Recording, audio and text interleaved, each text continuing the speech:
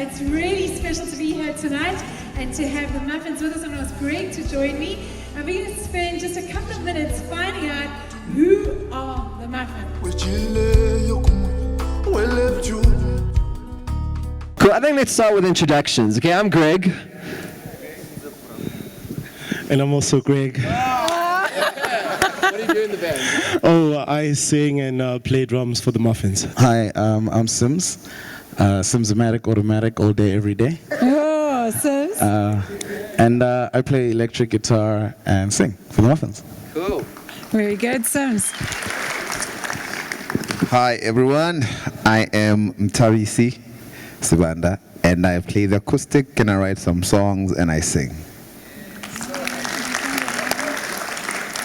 Hi, igama lami uSifiso akaButhelezi. Some people call me Atomza. Well, I call myself Atomza. I just force everyone else to call me that as well.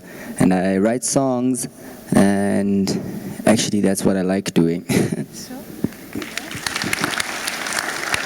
Hi everyone, my name is Karabo, known as Scabs, delicious, every day, all day, except for weekends. I'm the bass player for the Muffinz.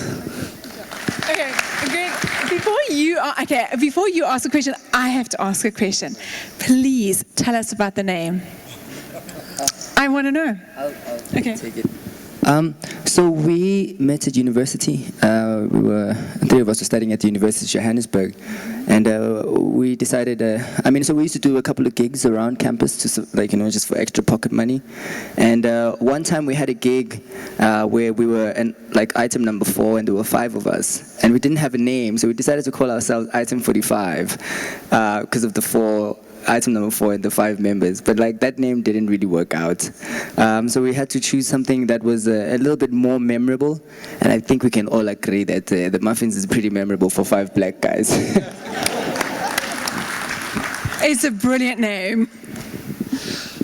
So, every band has these stories, right? An awkward moment on stage. An embarrassing, awkward moments. We're amongst friends. No one's going to be judging anyone over here. I just want to know. Give us a story. So, I'm putting myself out there. Okay, so Go to go. what had happened was we were in Norway.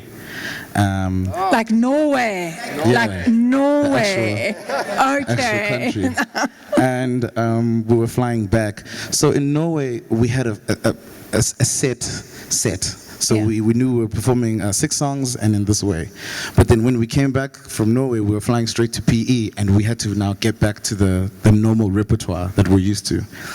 And then, wow, okay. So what had happened was we like to put in some covers in our set, right? And at the time, Beatenberg's song was pretty big, the Pluto song. So, and we were in Norway for a month, so we hadn't played it in like a month. So, oh my gosh, so we played it. And then I start the song, right? And now we're in PE, it's a full crowd, right? And I usually get the song right, the I played the wrong chord. Now, usually I play wrong chords all the time, and I recover. Okay. But there was no recovery. So I kept playing, and the guys were looking at me, the crowd was looking at me, we're like, what is going on? What happened in Norway? I sank. I just became so embarrassed, okay, what's gonna happen now? And then the guys just looked at me like, come on, Sims, come on. And then I got it, and then it worked out, but it was really, they laughed at me afterwards, but I needed them to laugh at me so that, yeah. So guys, let's, now that we got the humor out the way, let's get a little bit deep. Why music? I mean, there are so many things out there, roads that are easier to travel. Why music? Why music? I don't know. I guess for me, I've always loved, like the arts and the, just being creative and creating things. I remember when I was younger, I used to like take the small wires because I didn't have like action figurines and stuff. So I used to take these wires and make my own action figurines and then fight them until they're broken and then I mend them up, So I was always into like creating, So I thought I was going to be an artist, like drawing. That was my first love, And when I got to high school, I sort of like, there was a performance once, and I remember singing. It was a talent contest, and I remember like just watching the people enjoying the music, and it was nerve-wracking at first, But then I realized that, there was a certain beauty that I enjoyed at that point, and when I started writing my own songs.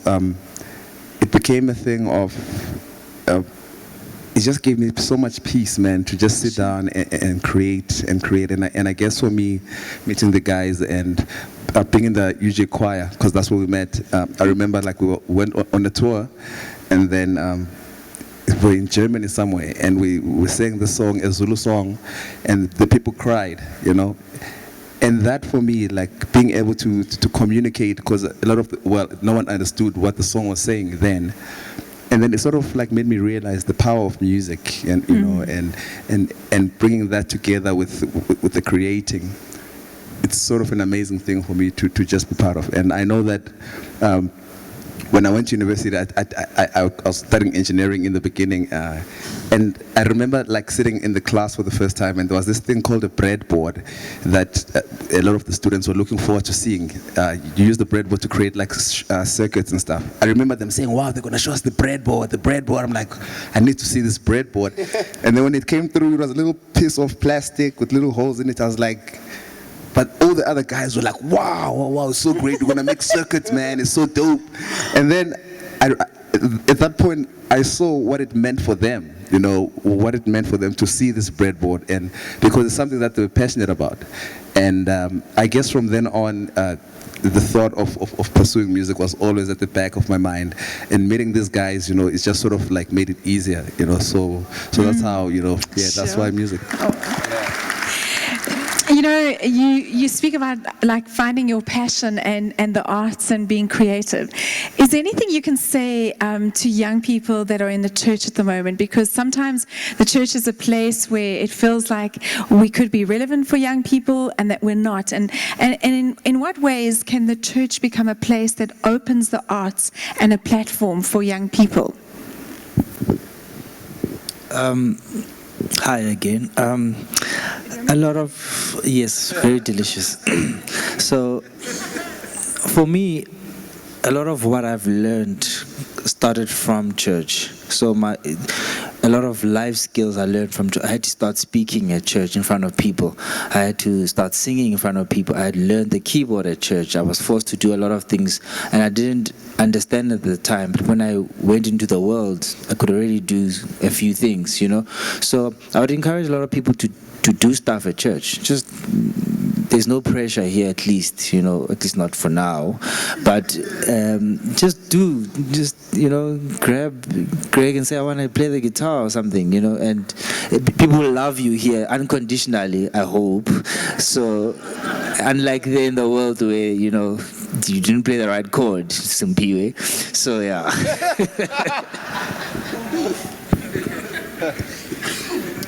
So, there's some people out there that do the solo artist thing, and then other guys choose to do the band route, and I'm sure each one of you have had moments in your life where you felt like music has just been too difficult, and you've gone like, well, maybe not, or you've gone through tough stuff. What's it meant to you guys actually being in a band? Because I've been fortunate enough to spend some time with you guys as a band, and like there's such an authenticity between you guys. It feels like there's space to just be who you really are in the band, and I've really looked up to you guys for that and learned a lot for that, from that. So what's it meant to you guys being in this band, and has it helped you through some tough stuff, not just with regards to maybe feeling like giving up music, potentially, but just going through life?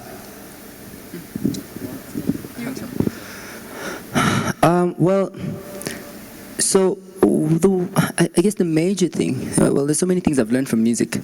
I've learned about love and beauty from music. I've learned about rules from music, and how necessarily at the end of the day you need to do what feels good, because musically there are some things that are allowed, but like if you're writing a song, it doesn't really work out, even if you're following the rules. So you need to just do what feels right. And I guess being in a group has sort of taught me a lot about relationship management. That's what I choose to call it, because essentially that's what it is. You need to manage 5 different individuals and take care of one another. At university, there was, amongst other things, one thing that stayed in my head, and it was called the systems theory. And it said that the parts, the whole is greater than the sum of its parts. And basically that means whatever it is that we're trying to do is greater than us as individuals, and if we want to push forward something, I guess we should always understand that it's not really about us individually. It's not about Karabo, it's not about me, it's not about Simpiwe, but it's about the whole and what it is that we're trying to achieve. And having people to support you through that. We're 5 totally different individuals, 5 different backgrounds, 5 different belief systems, and but I guess, tolerance, this is like the epitome of tolerance and of being in a band.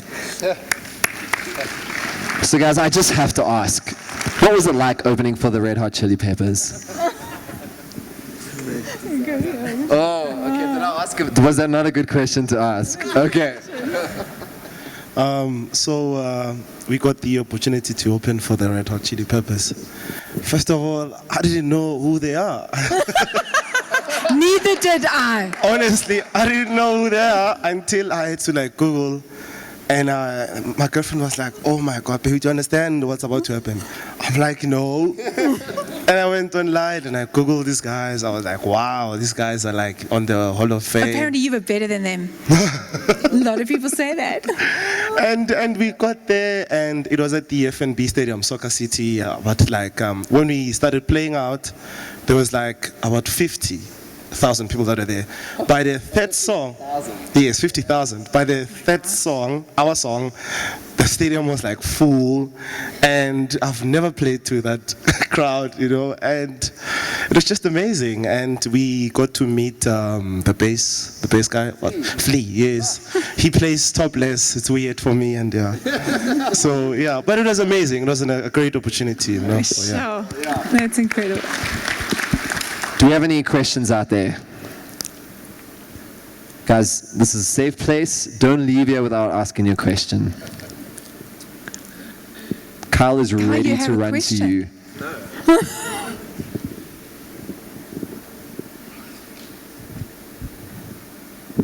Hey guys, Muffinz in the building. Whoop. When can we expect new material from you guys? No pressure. Okay, someone. It's the MD. Good question. So we've done our pre-production for our new material, third album. So, but the plan is a very ambitious DVD. So we're working towards that. So I think we've got about 16 drafts. I call them drafts now because they're not actual songs. And then I think we'll pick maybe 9 or 10 from there. And then I think in the DVD we'll also do some old songs as well. So yeah, but it's very soon. Yeah, soon. I don't want to give dates. Yeah.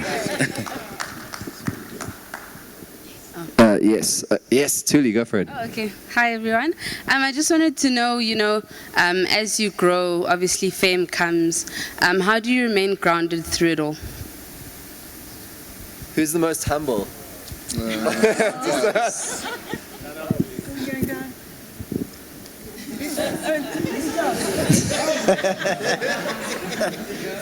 Oh, wow, what a question. What fame is my question. Look, I think we are in a weird band because people say we are celebrities, and I think I don't think we are. I don't think we consider ourselves as celebrities. We don't do the celebrity thing, man. You know, so we walk and we also go to the toilet like everybody else. You know, celebrities these days have a way of, you know, they walk on gold, and there needs to be a helicopter when they arrive, and you know, the bodyguards to go buy ice cream. Like, it's unnecessary.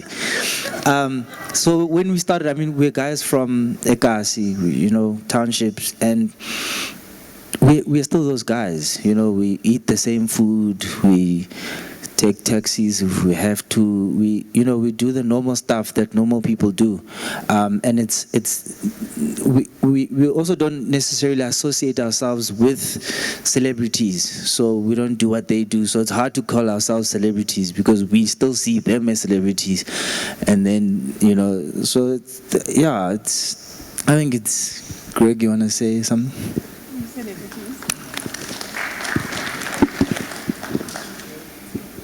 This Greg.